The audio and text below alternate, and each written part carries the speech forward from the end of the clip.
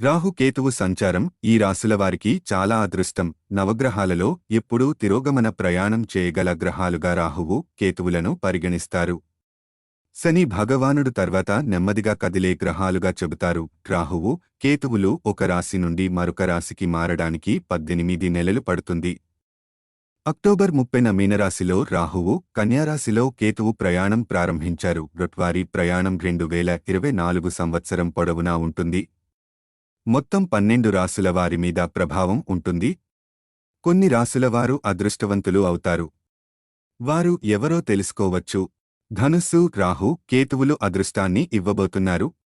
కుటుంబంలో సంతోషకరమైన వాతావరణం ఉంటుంది.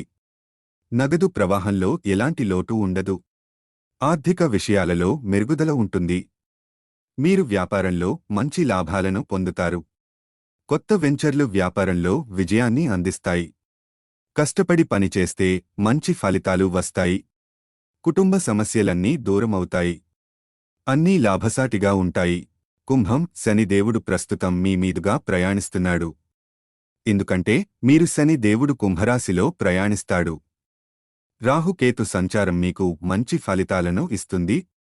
పొదుపు పెరుగుతుంది. అనవసర వాగ్దానాలకు దూరంగా ఉండటం మంచిది.